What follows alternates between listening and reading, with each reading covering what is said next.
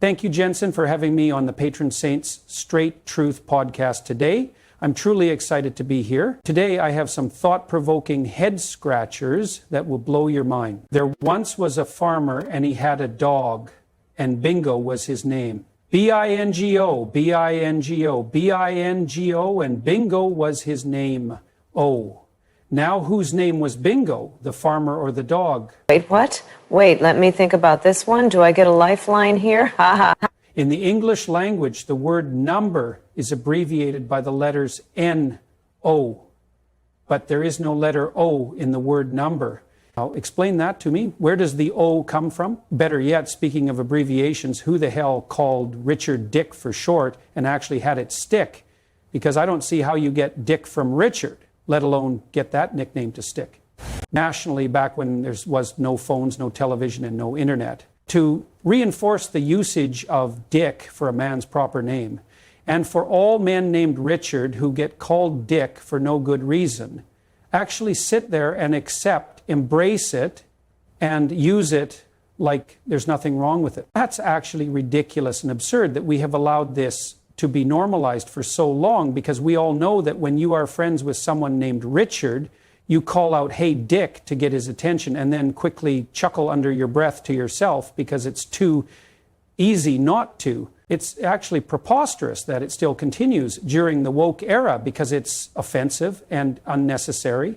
It will be the equivalent of us using a woman's name that has no relation to a derogatory word and attaching it to it as an abbreviated nickname for short.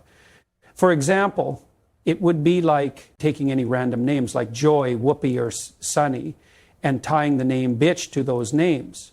These examples have no correlation to the shortened abbreviated name, just like Dick has nothing to do with Richard. But then again, that's democracy for you. Now, think about this one. What language do deaf people hear their inner voice in if they have never heard the sounds of a spoken dialect before? How can their inner voice know how to talk to them in a language that they have never heard before?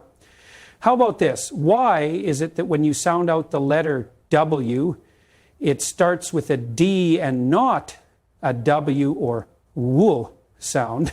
When I was in California, I met this smart, clever fellow named Jensen from Huntington Beach who was just absolutely cursed with good looks and charm. And he was telling me a story about how his eldest son grew up having severe lethal food allergies to eggs, but had zero allergies to chicken. Forgive me if my thought process is wrong here, being from Canada and all, but doesn't a chicken lay eggs? And once the eggs hatch at birth, don't they turn into chickens? So how the fuck do you explain that one? They're the same thing.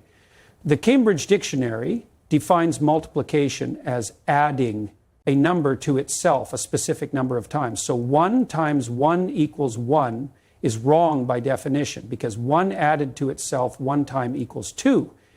And that's doing the calculation verbatim by the definition, so there is no misinterpretation. Second, Cambridge defines the word multiply as to increase in value. So 1 times 1 equals 1 is wrong because it fails to meet the criteria of multiply, since it does not increase in value. But on the other hand, 1 times 1 equals 2 is correct because it increases in value. So some Greek dumbass miscalculated the first equation of mathematics in 300 BC by writing with his finger in the fucking dirt. And all of the hardcore mathematicians and scientists argue their ass off that the calculations are correct. Well, I just showed you that the calculations were wrong by the actual definitions twice, and 1 times 1 equals 2 was correct in both calculations. So how is that incorrect? If the numbers don't lie, like the saying goes, then traditional math is wrong. Now all of the whiners are going to bring up the 1 foot squared bullshit argument and argue that it's equals to 1 foot of space.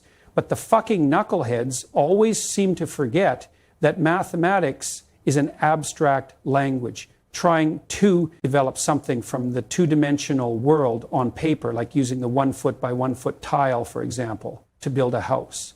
So in their old and outdated formulas, they are calculating the area of the 1 foot tile only. But if you were to take that tile and lay it on the ground, In the three-dimensional world, you would see that the 1 foot squared tile actually needs a perimeter of 4 feet in order for it to fit, because 1 foot squared is actually 4 sides of 1 foot each, making that 4 feet squared, not 1 foot. Because 1 foot squared would be 4 sides of 3 inches on each side equals to 1 foot. If everything else in the world needs to be updated as the world changes around us, why is math exempt? We live in a three-dimensional world, and the math we are using is wrong, outdated, and tailored for the two-dimensional world. So we just need to bite the bullet and fix it now, since we already have two. We have to rewrite history, because everything that we've been taught is wrong. The timeline of mankind is wrong, where we came from, and religion is wrong, and the moon landing was faked, and NASA needs to come clean about the Challenger astronauts still being alive and not exploding on live television like we were led to believe, because what we saw explode on live television was actually an empty shuttle, because they all slid down ion escape hatch 3 minutes prior to takeoff, which kicks them into a 6-inch steel in concrete chamber underneath the rockets. So they all survived, because what we all saw explode on live television was an empty shuttle, because they all slid down an escape hatch that dropped them down 200 feet beneath the rocket boosters into a 6-inch concrete and steel chamber that shields them from the rocket blast at takeoff. The government didn't account for the invention of the internet and thought we were all so dumb that we would never figure it out. And they were so arrogant that they didn't even bother to put them into witness protection and give them millions to stay hidden.